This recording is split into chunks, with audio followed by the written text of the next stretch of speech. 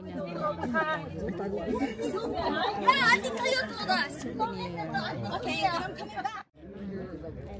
Long line. Sorry. Guys, lots of bubbles, a million bubbles. As many bubbles as Hi everyone, this is the continuation of the reception. So, maganda yung kanilang program. Look at them. Ito, nag-iintay kami for the brides and groom na, lumabas at pumunta na doon sa car nila. This is very exciting itong ginawa nila. Iba na talaga ang panahon ngayon. Look at them. Pero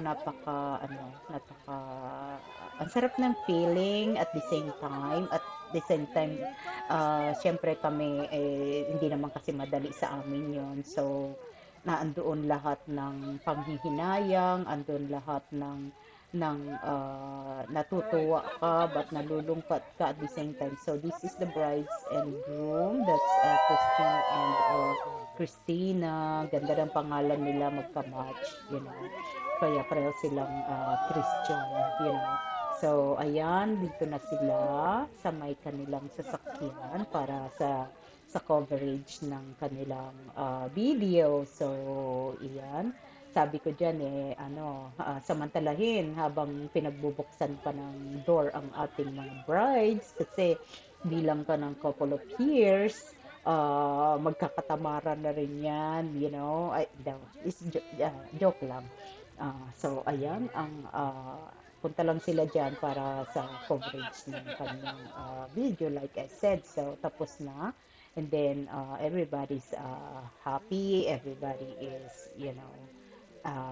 talagang nag-enjoy naman kahit papano. So, ngayon, ang next namin ay pupunta na kami sa house ng sister-in-law ko para mag-prepare for another party.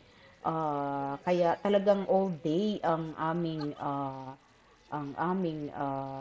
what do you call this, ang aming activities, Kaya, it's very successful naman. Anyway, ito, pinapanood namin yung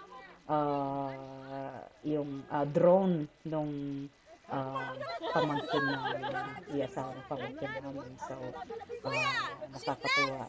Next, yan na yung magiging next project natin. Ako, alam nyo, ang pag-vlog, it's a lot of money to, talagang very expensive. Look at that. Ito yung nakakuha si Romer ng bouquet, and then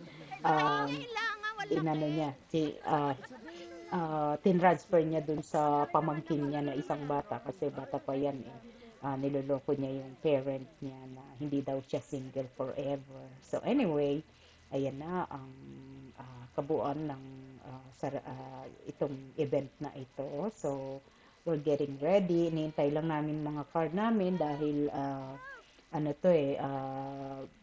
sila ballet park. Kaya ayan.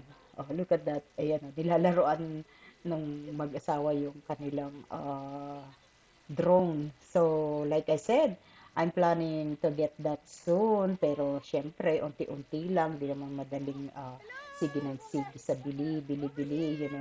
Kaya, tsaka kailangan pag-aralan pa kung talagang yan ang gusto namin. So, anyway, ayan. Ayan ang mga pinsan ng anak ko, uncles, and mga titas. Kaya nag-enjoy naman kami sa na to. It's look at that. I'm trying to introduce my vlog. Anyway, ito yung mga picture namin before the wedding. So, like I said, abangan nyo next video, please. For the next video, it's our continuation, the part ng party. So, dun sa may backyard ng sister-in-law ko. So, anyway, so, thank you so much. Like I said, lahat ng mga subscriber at good news, I have a couple of subscriber na nag-subscribe. I'm so, happy. Thank you so much for my new subscriber. And please, for those people that they haven't subscribed, please do it now. Okay, till next again. Bye. Take care, everyone, and God bless us all. Take care.